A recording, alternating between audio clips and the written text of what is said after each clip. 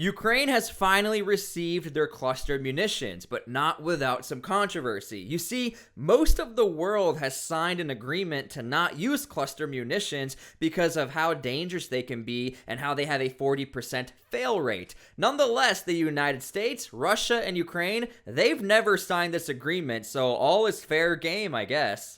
Okay, so real quick, before we get into Ukraine using cluster munitions and how some people are saying they're going to use them and how Russia's going to respond, you have to understand the main reason why countries don't like cluster munitions is because they create UXO zones. You have to understand the packaging and the munitions that land around the intended areas. If those don't go off, those are there forever. And unfortunately, children pick them up, people step on them, and they become a real problem for countries.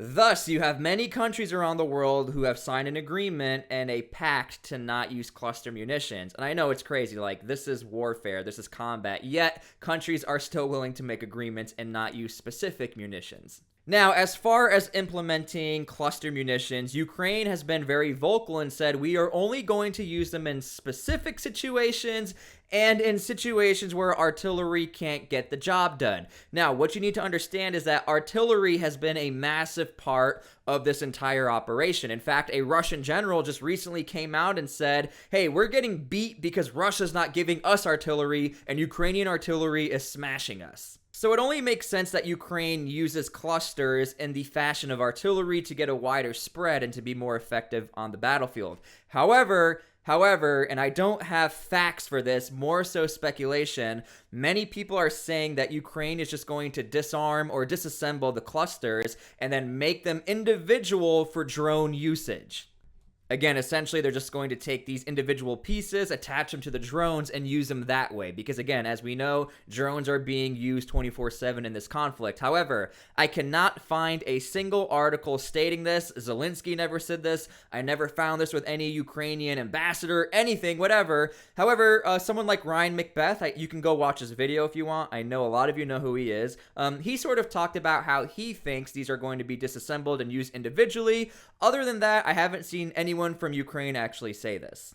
Now again, I want to reiterate, Russia has cluster munitions and so does Ukraine, and they've both been using them. Mr. Shoigu, who's head of the Russian military, has already stated, if Ukraine starts using these in a very devastating fashion, we are going to respond with our own munitions. So unfortunately, I do see this as an escalation of force on both sides. The thing is, no matter what, Russia's going to respond with what Ukraine has. Ukraine is going to respond with what Russia has. And that's the unfortunate part of this conflict. Also, you always have to take Russia with a grain of salt because we're getting all of the open information on what's happening with Ukraine through CIA leaks, through Telegram, through TikTok. I mean, Ukraine has been very visual on this entire conflict because obviously they want people to know the truth on what's going on. Russia's been known to be all a part of this disinformation war.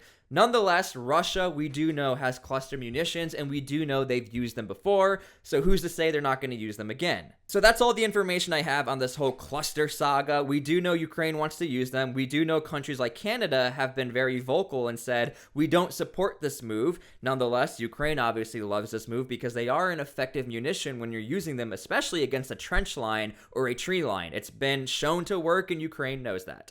Okay, so another interesting story that's come out recently is that Putin came out publicly and said he doesn't think Mr. Prigozhin should be head of Wagner. And I think that's really telling because that goes to show Putin does not trust Mr. Prigozhin, and it almost looks like he wants to disassemble Wagner. Okay, so this guy right here is Mr. Troshev, and unless like you are really nerdy and you follow any of this drama all the way back since the beginning of Wagner and this entire conflict, Mr. Troshev has actually really been liked by the Russian people and by Putin. Mr. Troshev served for the Russian military and a special forces component. He's won the highest award within the Russian military for his service in Afghanistan and service in Syria. So again, he is really liked by Putin, and Putin said this is who should be in charge of Wagner. The only issue is, confirmed, unconfirmed, he's already been fired and he hasn't been working for Wagner. The only reason why I say confirmed, unconfirmed, you have to take everything with a grain of salt. Because the fact that Putin brought him up recently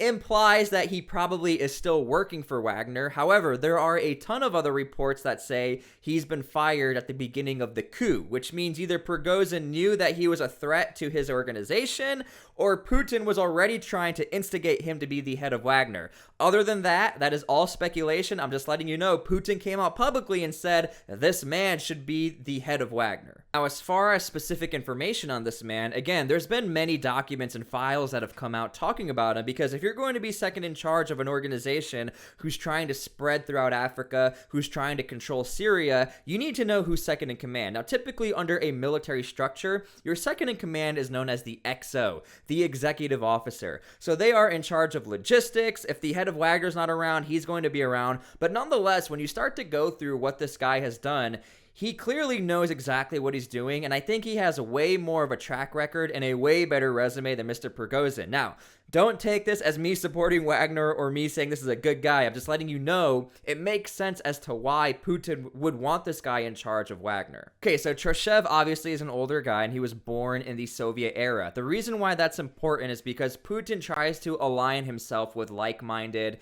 people who have the same ideologies, which means Soviet era type thinking. Again, I had mentioned he fought in Afghanistan, and apparently he did some pretty heroic stuff in Afghanistan. He fought in Afghanistan during the Soviet Union's decade-long war there. After the fall of the Soviet Union, he served in North Caucasus with the Russian army, and then the SOBR, a quick reaction special forces unit of the Russian Interior Ministry. He was a commander in the unit, so he is an officer. Another random fun fact, within the Russian military, officers are seen as like this way higher status. When you look at the US military and other militaries who are sort of like-minded, like the British, your NCOs, your non-commissioned officers, are also seen almost in the same light as an officer. There's an understanding that they are not co-equal, but they work together in harmony. But as far as Russia, you almost never, ever hear about non-commissioned officers like a corporal, a sergeant major. You usually only hear about Major Vlad or whatever, you know what I mean. Officers are a very important role within the Russian military. So it makes sense, again, why this guy has such high accolades and why he is liked by Putin. Now, like I had mentioned before, this guy has received the highest award in Russia. And when you think about that in the US military, if you receive the Medal of Honor, that's like the biggest deal ever. That's a massive deal. And it says right here, for his service in Afghanistan, Troshev was awarded the Order of the Red Star twice. He was awarded Russia's highest medal, Hero of Russia 2016, for storming of Palmyra and Syria against IS militants, which is a really big deal. Again, do not take this as me hyping this guy up as a hero. To Russia, he's a hero. Again, I'm just trying to give you context as to who Putin is looking for as far as trying to get this guy in power with Wagner.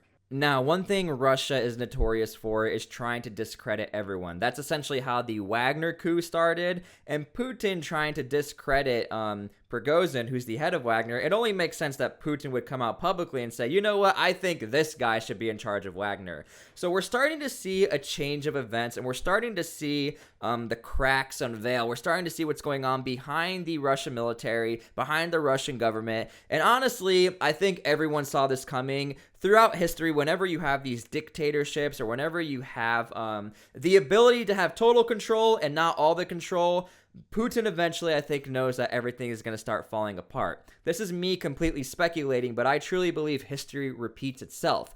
Putin is hoping history repeats itself in the way that the Soviet Union will retake everything over. I don't think that's going to happen, considering now that we have this whole cluster munition thing going on. Anyway, that is what's going on right now. Putin is trying to get this guy in charge, is trying to discredit Prigozhin with Wagner.